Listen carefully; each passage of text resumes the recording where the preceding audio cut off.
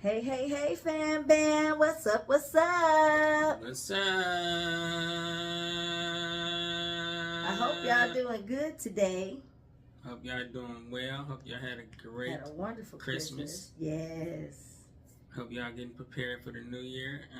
2025, here we come. Here we come. Okay, Princess wanted to be a little more centered in the video. Look at her little bean head. So, as usual, make sure y'all hit that subscribe button, turn on notifications if you ain't already got it on. Like, leave a comment, share with a friend, because sharing is caring. And we're going to get right into it today. Today, we want to talk to you about how being legally blind affects us as far as our social life and socializing in the social environment. Right. So you want to start off? So, how does being legally blind affect my social life? Well, it does in a lot of ways, because when you're not able to see certain things, you can't interact the way that everybody else would.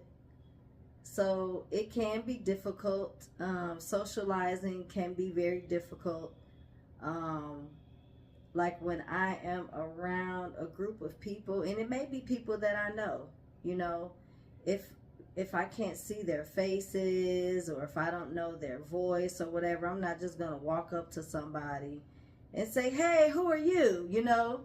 So sometimes it can be difficult being in a setting where people are mingling and walking around and talking to each other and whatever, and you're kind of just awkwardly sitting there or standing there or whatever position you're in, hoping that maybe somebody will come up to you and start talking to you, and then that way you know who they are. Like in church, for instance, all of us who are in our church that live in this city, we all know who each other is, right? But when we all come together, sometimes it can be difficult interacting with people because you don't know who is who unless somebody comes up to you and says, hey, Santina, hey, Trey, So we're just sitting in our seats while everybody else is walking around. And then if you come up to us, we'll talk to you. It's not like we don't want to be bothered, or I don't know if people may think that, like, oh, maybe, they're not really talking to people, so maybe they don't want to be bothered, or maybe they just want to be to themselves. But no, we want to interact just like everybody else, just as much as everybody else. But because we can't see that well, it makes it hard for us to just get up and move around and know who we're walking up to before we get up in their face. You know what I'm saying? So it can be very difficult in that way. And sometimes people forget, like for me, they forget that I'm visually impaired or legally blind. So they won't think, oh, let me walk up to Santina so that she'll know who I am, or so that she'll know that I'm here.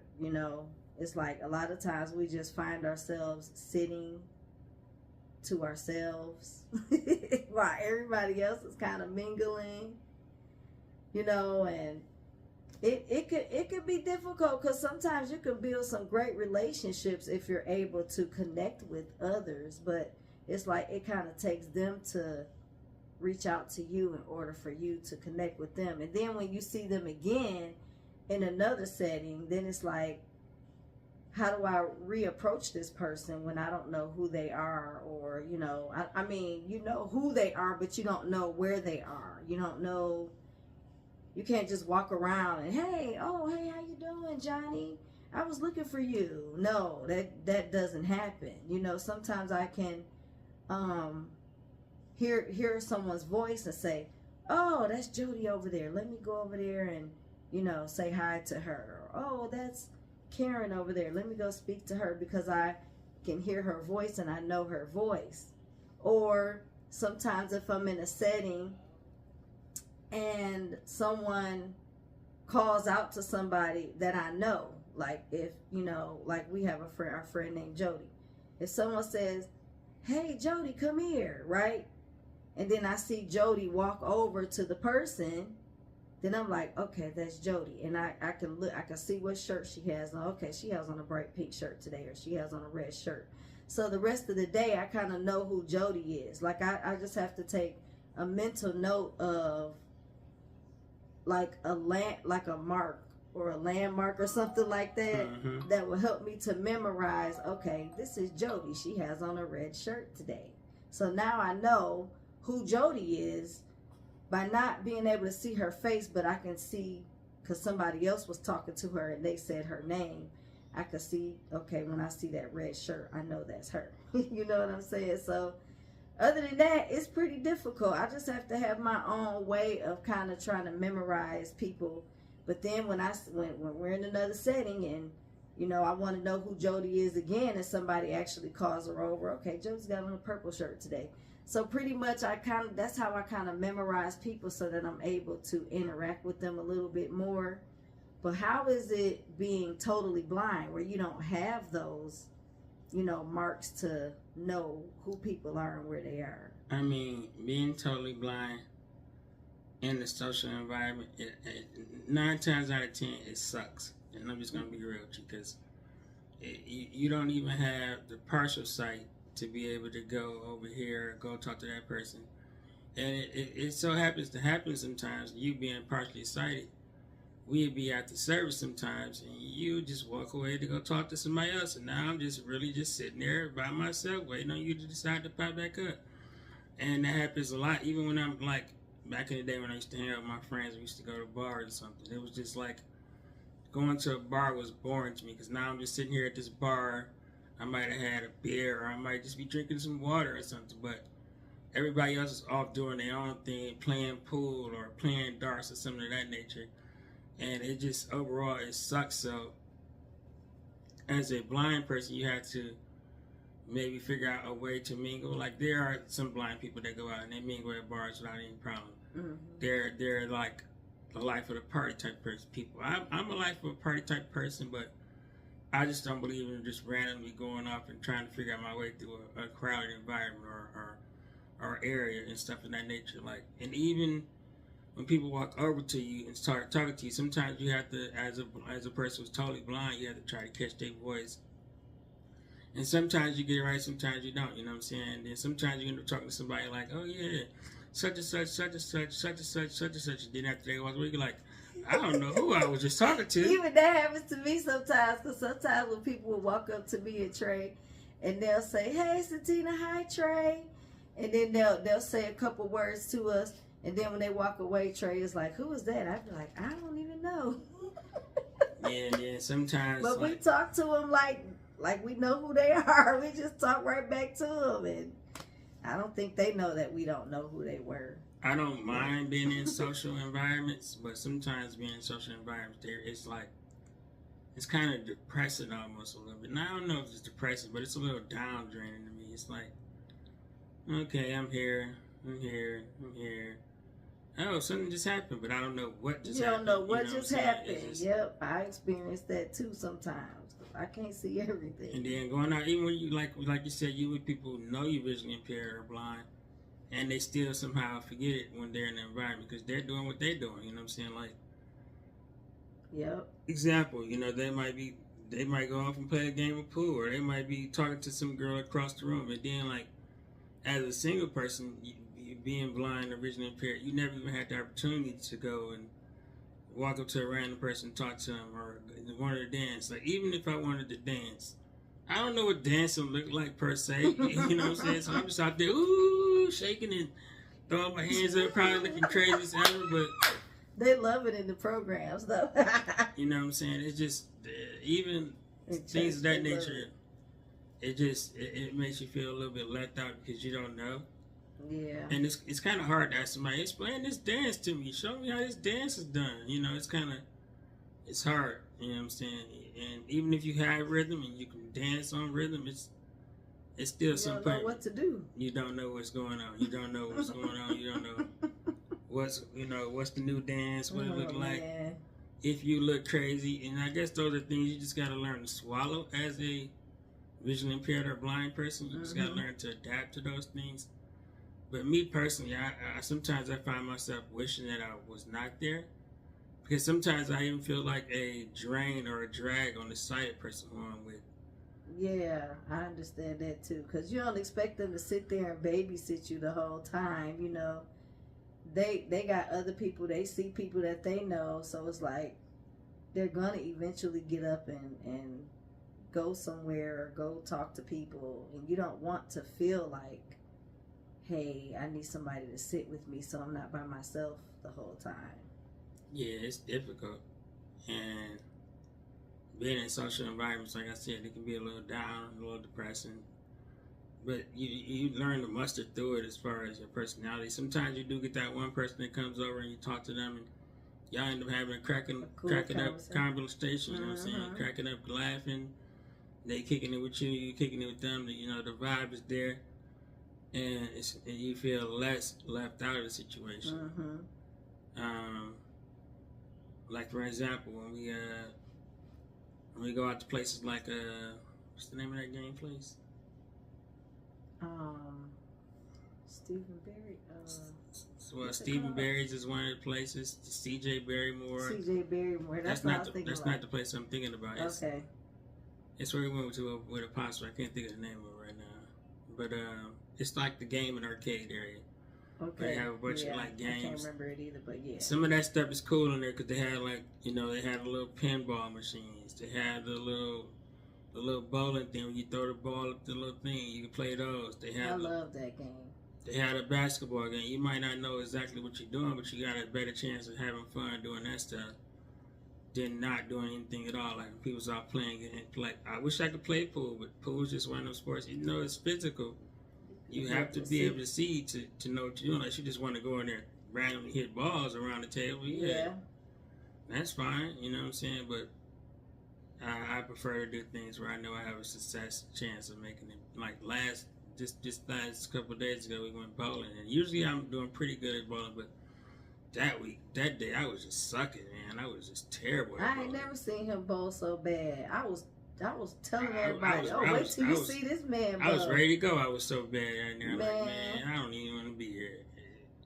And then that's another like environment where it was like, okay, this is fine, but sometimes you start feeling that drain, like you draining on the people somewhat, because now they got to help you to the bowling alley. Yeah. They got to help you find your ball that you was particularly And I got to ask people, hey, can you help Trey?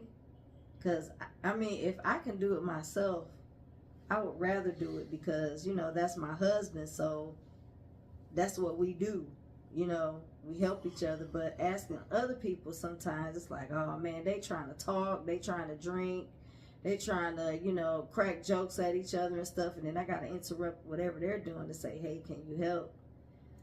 And even like, to take it to another level, if y'all go out to dinner, you know what I'm saying, you got to ask someone else, hey, when you see the waitress come back, can you get her attention? Because I need to get a refill on my Coke. You know, I need need another water, you know what I'm saying? And sometimes the waitress or the waiter may come up to you and say, is everything going okay? Then that's your opportunity to say, hey, I need this, that, and the third. But when there's no waiter to come up to you, if you're out and you're socially, you know what I'm saying, doing whatever you're doing, and you need some assistance, you have to wait till someone else can assist you. You just can't walk up to the person, or you just can't flag a person down like, hey, I need another water. Right. You know what I'm saying? It's a little bit more difficult in those situations. And I think a lot of times when I try to help Trey with stuff that he can't see, if I know with my vision I probably can see it a little better. Normally I'm kind of shy with asking questions or asking for help or asking, you know, just things, but because I know I need to do it for him, it makes me more confident to just say, hey, excuse me, you know what I'm saying? But if it's for me, I'm kind of like, well, I don't want to bother these people. I don't really want it. It's okay. But you know, if it's somebody else that needs the help, then I don't know if anybody experiences that, but that's kind of how I am. Like I'll speak up if it's somebody else who needs it, but then if it's me, then it's like, oh, it's okay. I don't want to bother them. It's okay. I don't need it. You know. Yeah, understandable. But yeah, it's tough. It's tough, you know, socializing. You try to, and then If you accidentally embarrass yourself, you think you're doing good, and you accidentally embarrass yourself, then it's like, oh, I'm just gonna sit down. Understandable. So, oh man, you know, it's tough, and it's okay for people to walk up to us and just and when you walk up to people, like some people do that to you. They'll say, "Hey Trey, this is such and such." You know, that's very helpful. You know, because sometimes we may not, if we don't talk to you all the time, or if we don't hear your voice all the time, we might not catch who you are, and you're just talking. And you don't want to be like, excuse me, who are you? And then don't let it be like in a loud environment. You know what I'm saying? Somebody in there, there's a bunch of talking going on around it, or even somewhere where it's a bunch of music. That's even worse. You know what I'm saying? Oh, that's like, even worse. Now you this person's yelling at you, and you really don't know who they are, and they're just having a full blown conversation with you, and it kind of makes you feel in the end like, well, who was I just talking to? Yep. Have you ever? You don't hear their voice for real. Like, you hear what they're saying, you understand what they're saying, but you can't understand. Okay, that's Johnny from down the block. Right. Or Julie from around the corner. But have you had a situation where somebody was talking to you and you couldn't hear them for real, and you just played it off like, yeah, okay. Yeah, I'm sure I have. And you don't know what the heck they just said. I don't watch sports sometimes, but I done got on the elevator with just a random person. They start talking about sports, and I'm like, oh yeah, such and such. I'm just going off what I heard my friends talking about. Right. I don't know nothing about no sports, but I fake it till I make it sometimes. You know, like, hey, yeah, did such and such just do a touchdown, and did such and such, like, oh yeah, you know what I'm saying? It's just one of those things. And thinking about that, even going to like sporting events. Oh, I don't think sporting events are made for visually impaired people, because it's super boring. Like, all you hear is, oh! And then you might hear the announcer say something every now and then. It's not like watching sports on TV where they give you a play-by-play. Yeah. In the arena, it's just a bunch of noise. I'd be in there like, oh man, I'm ready to go for real. Like, I don't even know why I can't do this thing. I used to go to sporting events back in the day with my friends, and it's just something I don't think I would want to do no more unless I have a reason for being there. I don't really have no urge to go to no basketball game, no football game, no type of sporting game. Right. Because it's not made for people who can't see what's going on. Right. That's true. Because it's no play-by-play. You don't know what's going on. You don't. Sometimes you don't even know if it's your team with the ball. You don't know if you should yell or not. You don't know what. And even like with concerts, I love concerts. At least you can hear the people singing.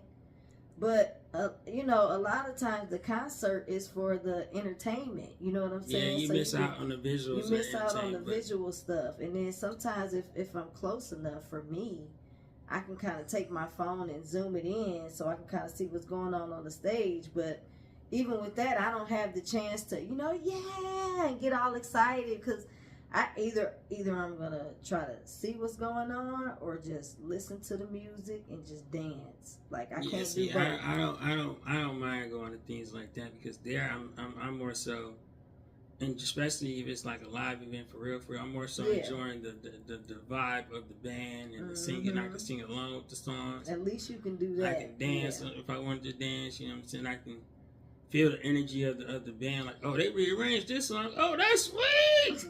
That's sweet. At least you can hear what's going on.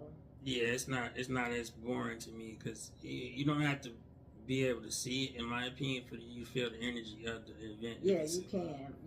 You know what I'm saying? When they perform and you know what I'm saying, they got that live band with them. It's a different kind of energy to the songs to me. Even when they got the track it with it, they cut it up in a manner where it gives you a different energy. So I don't mind that, because I can feel the energy in the air. Yeah, because we went to a concert a couple years ago, and it seemed like you had a nice time. Yeah, it was fine. Like I said, we went to see Jonathan McReynolds and Kirk Franklin and all them people together. I loved it.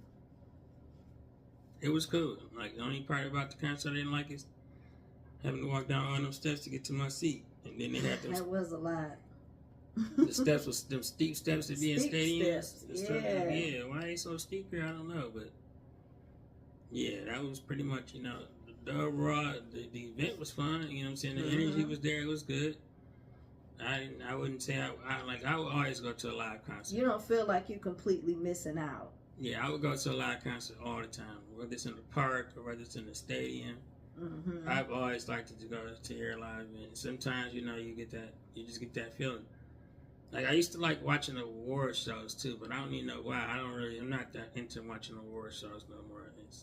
Yeah, I haven't watched award shows in a few years. They just don't, I don't know, they just don't entertain me as much as they used to for some reason. I more so don't watch them. I mean, I guess I could watch the gospel awards, but for the most part, I don't listen to none of that music anymore, so I guess that's why I don't watch them. That just was boring to me.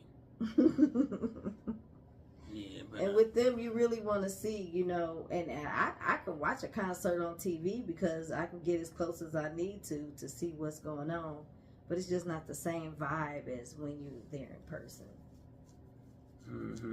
But yeah. Okay. Yeah, I mean, watching the concert is fine, but like you said, it's not the same energy as going to an event. And I don't want to discourage anybody when I say it's boring, or to me it's boring, but I don't want to discourage anybody from going out to try to have social fun, because different things for different strokes for different folks, you know what I'm saying? So what I enjoy, you might not enjoy. What you enjoy, I might not enjoy. Like I said, there's some people who go out to bars every night or out to social events every night, and they enjoy themselves. I wish I was one of those people who can do that, but I don't want to go out because I've never been the type of person who wanted to go hang out in bars and hang out and stuff of that nature, because it's kind of boring to me overall. But if that's what you get off on, that's what you like, then that's perfectly fine. Go out, mingle, have dinner with your friends, do whatever you gotta do, and you know what I'm saying. Best of luck to you. You might hang out in a local area where you know everybody there.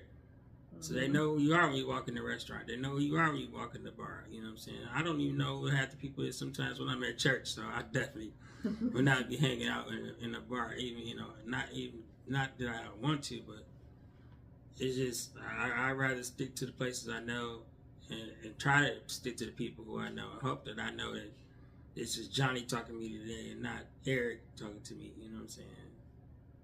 Pretty much in conclusion, just make sure you try to have fun the best way you can as a visually impaired or blind person. And hopefully you got some cool friends that, will kind of help you to be able to be involved in everything. Even though, it's not really their job to do that, but, it just would be nice. It helps. It does help.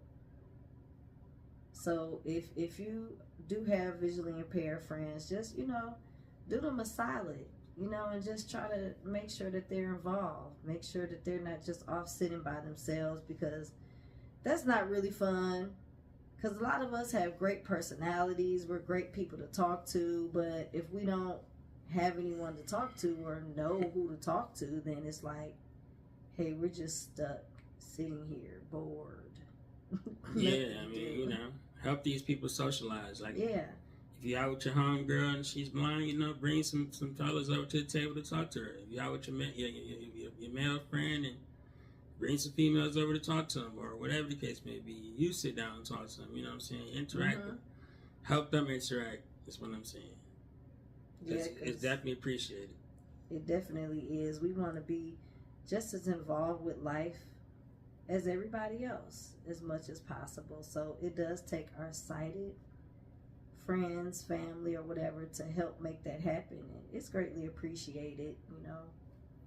And that's pretty much it. That's a wrap.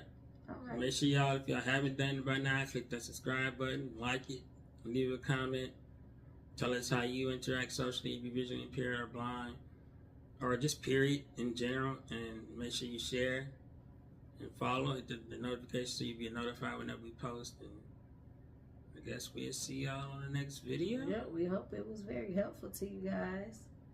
So, all right, we love you. Peace. Bam, bam. See you on the next one. Peace. Bye. Peace.